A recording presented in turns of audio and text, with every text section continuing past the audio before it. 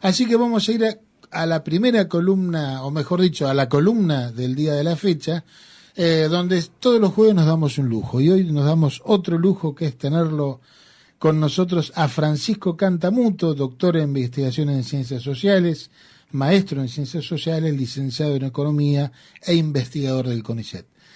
Francisco, te saludo, Claudio Angelini quien te habla, Daniel y Juan desde aquí, desde la UTN. ¿Cómo estás? Claudio, Daniel, Juan, ¿cómo andan? ¿Me escuchan bien? Perfecto, perfecto, fuerte y claro. Bueno, la estructura de columnas que hemos armado para el programa consiste en que el invitado desarrolle un tema, nosotros por ahí le metemos alguna preguntita en el medio, pero bueno, básicamente todo este ratito de aquí para adelante es tuyo, Francisco. Bueno, qué generosidad en los espacios públicos.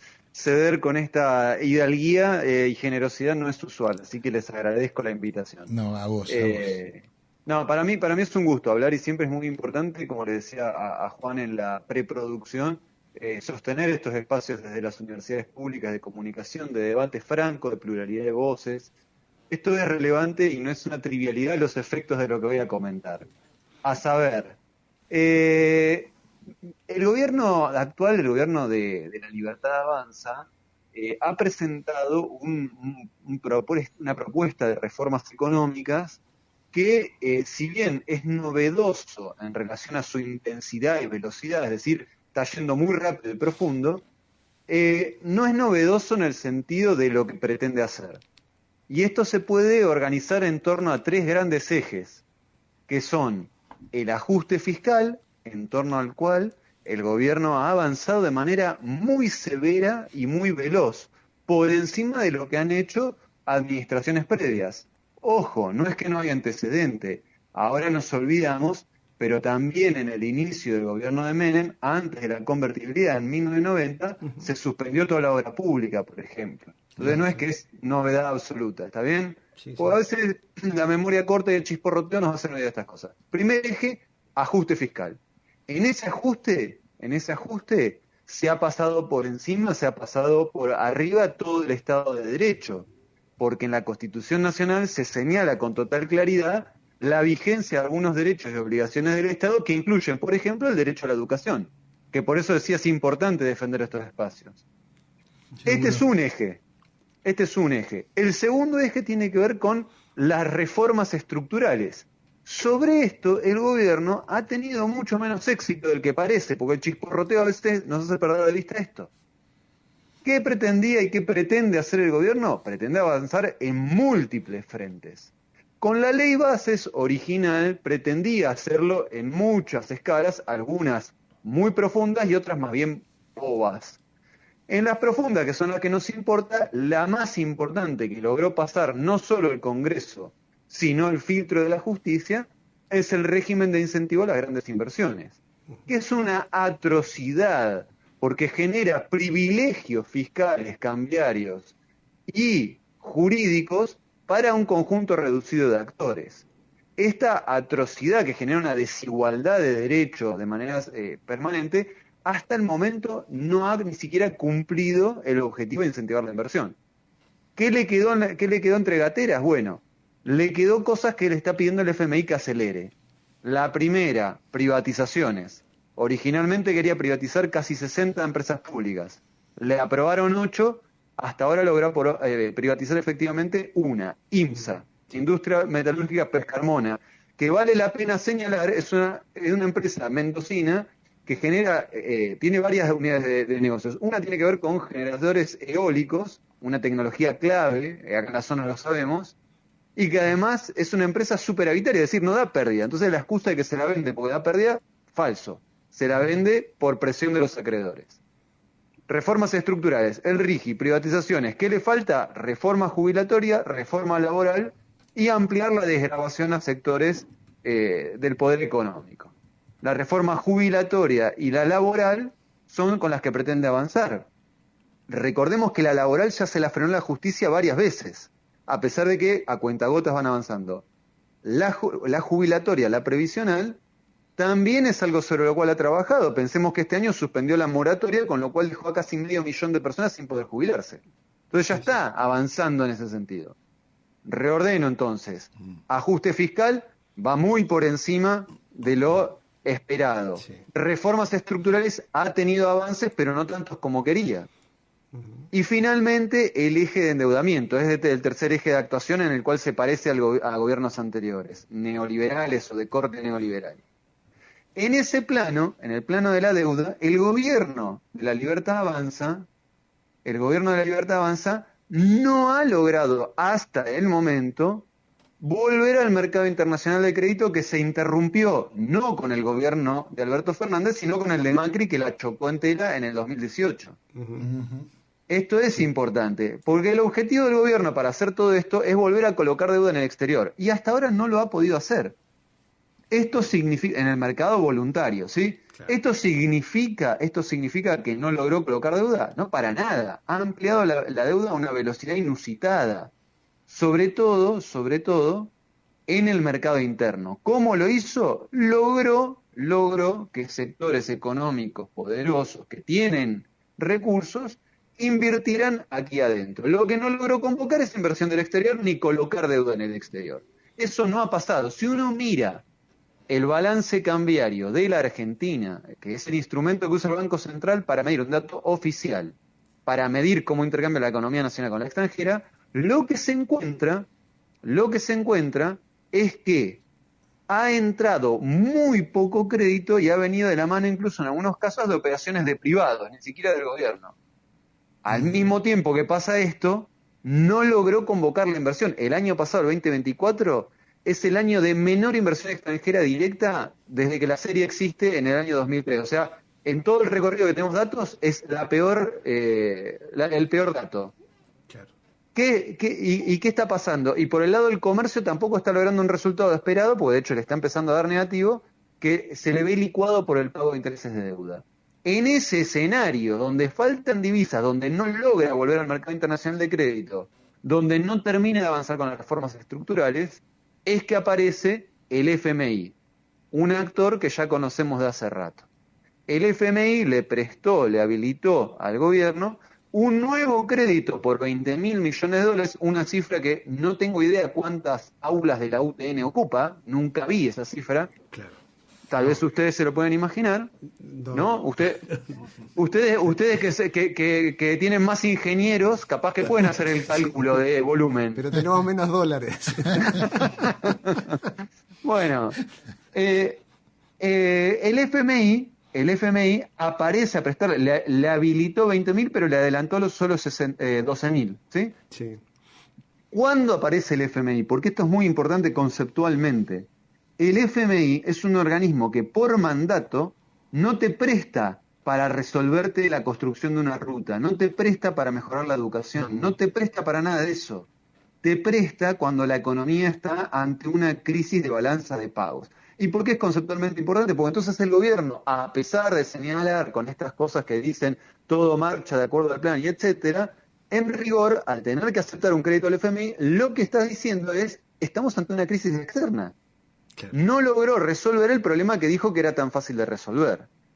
Esto es delicado. A pesar de que la macroeconomía muestra algunas señales que le permiten comprar capital simbólico, concretamente ha logrado bajar la inflación, ¿sí? Sigue habiendo inflación, pero más baja.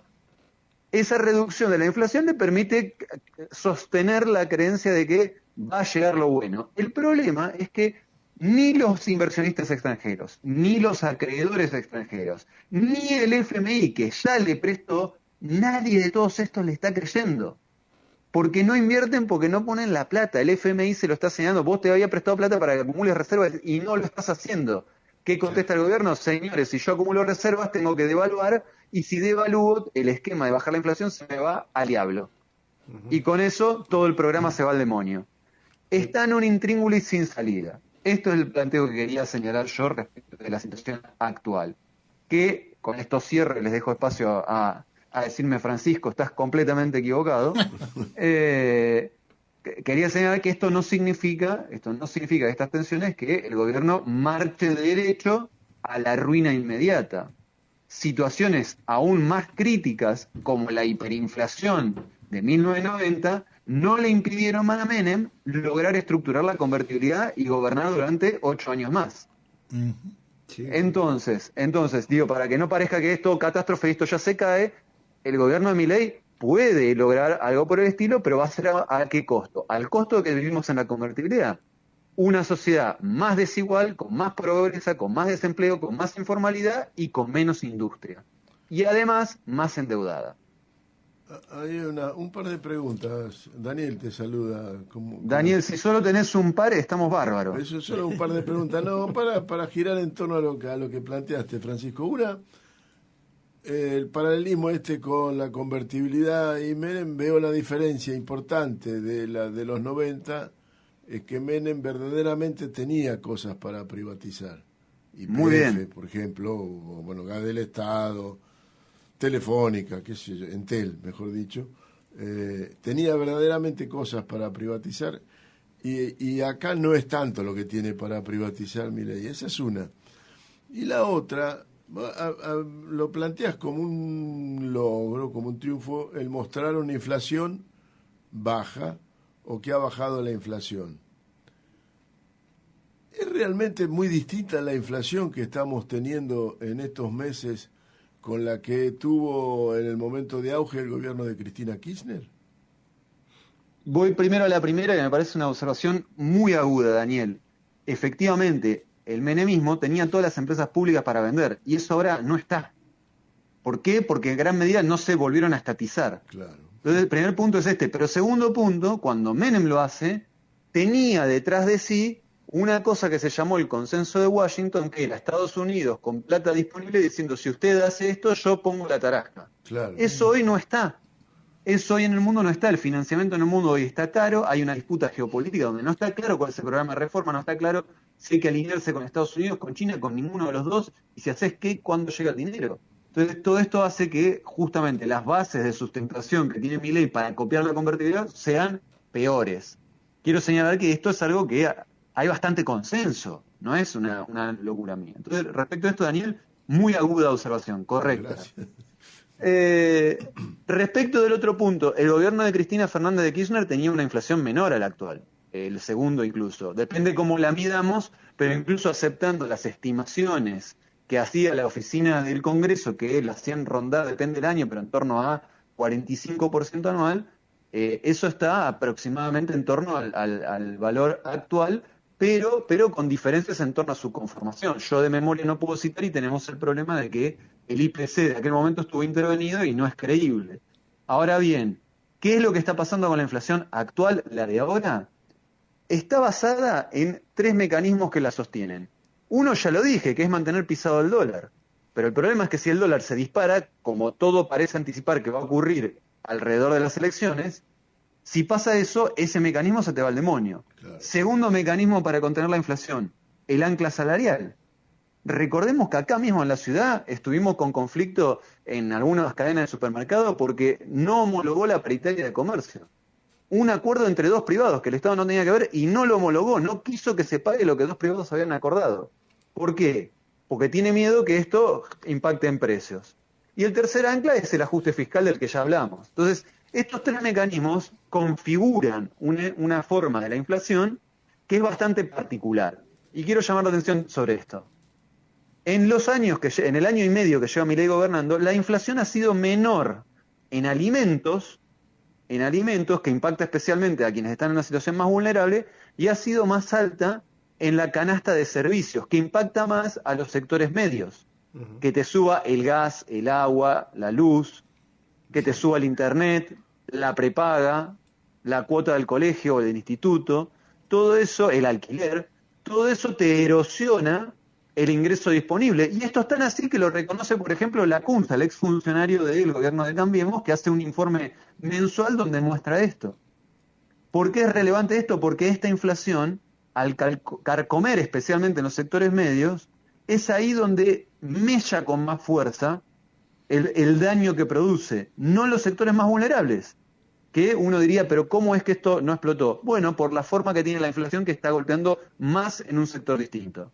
¿Esto significa que los sectores más vulnerables están bárbaros? No, para nada, de ninguna manera, porque les pega menos la inflación, pero son los que más padecen el deterioro de la educación y la salud pública.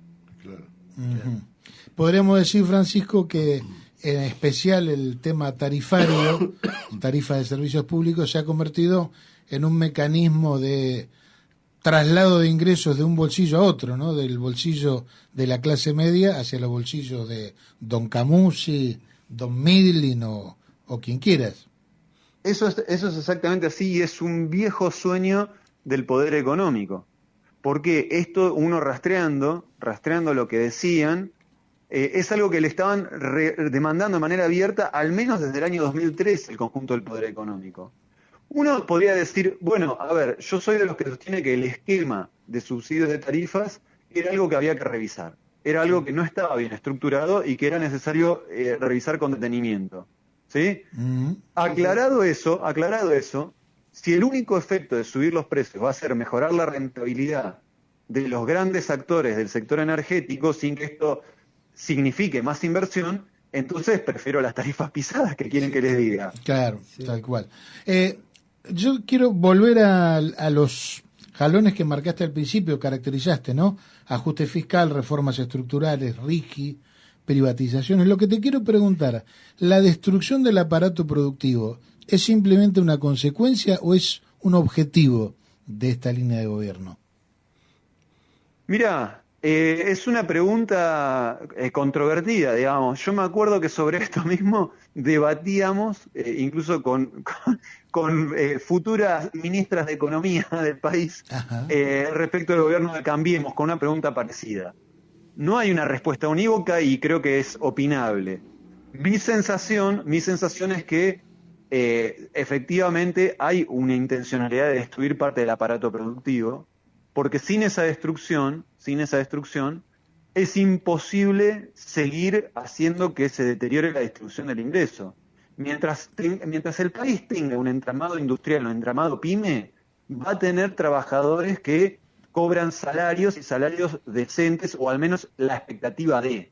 Claro. Para poder bajar los salarios necesitas destruir ese entramado que paga.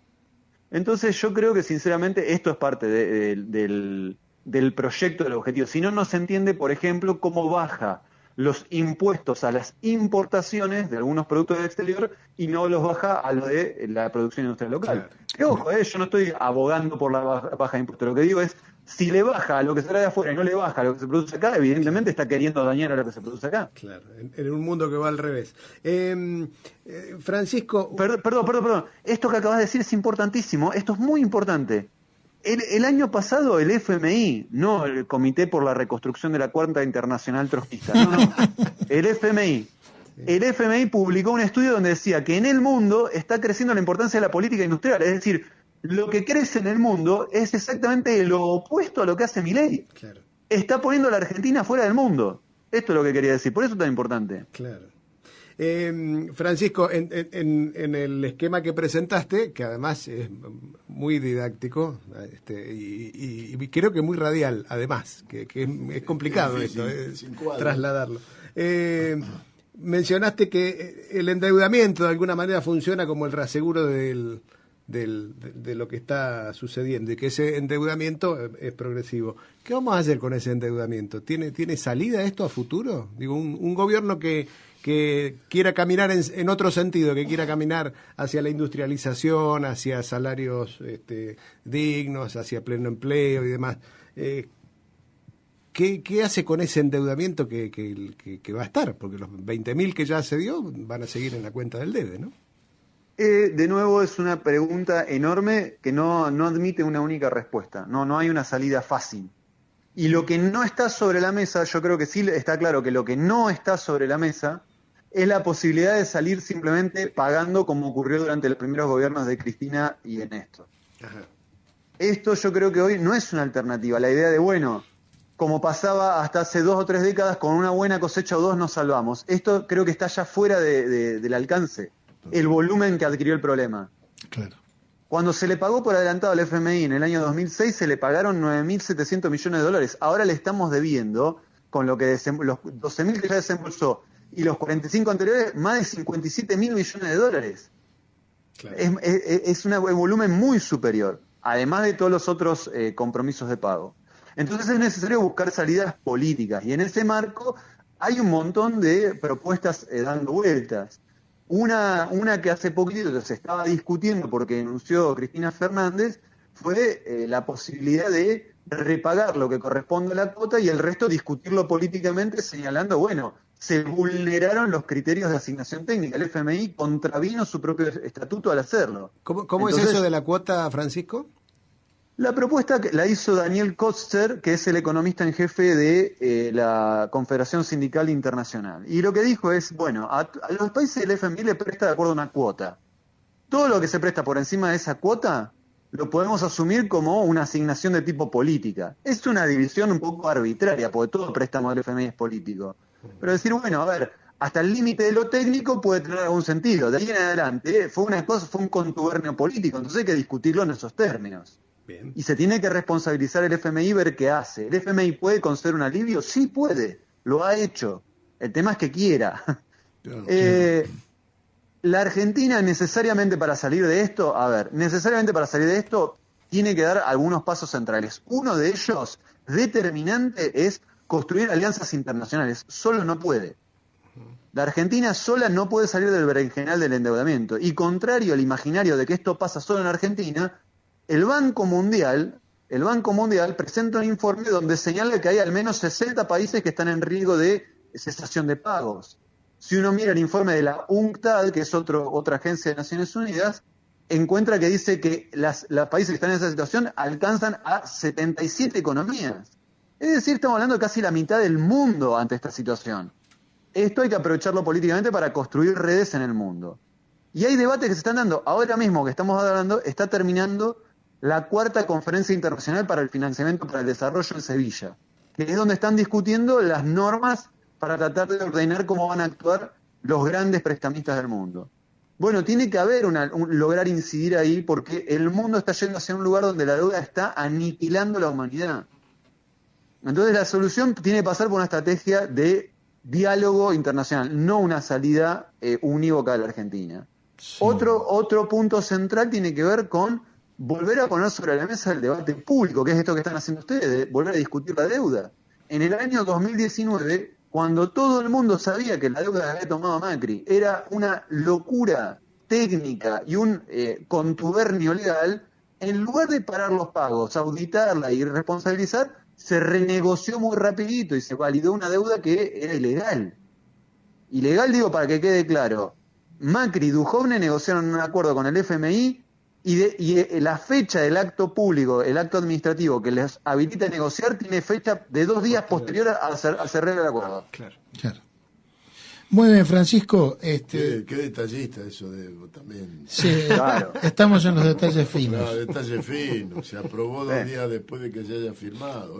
Bueno, Francisco, nosotros te queremos nombrar columnista económico oficial de Botellas al Mar. No, porque realmente, insisto con lo que dijo Juan, ha sido muy didáctico, cosa que en la radio hasta lo entendimos no es nosotros, Francisco, claro. Esa es nuestra medida. Sí. Así que bueno, te agradecemos en el alma y te decimos hasta cualquier columna de estas. Dale, ojalá prontito nos volvemos a comunicar, me encanta comunicar y siempre defendiendo estos espacios de comunicación, de pluralidad, que son importantísimos siempre. Ojalá lo puedan sostener en el tiempo. Me alegra haber podido conversar con ustedes y hablamos pronto. Muy bien, un abrazo grande, Francisco. Un abrazo.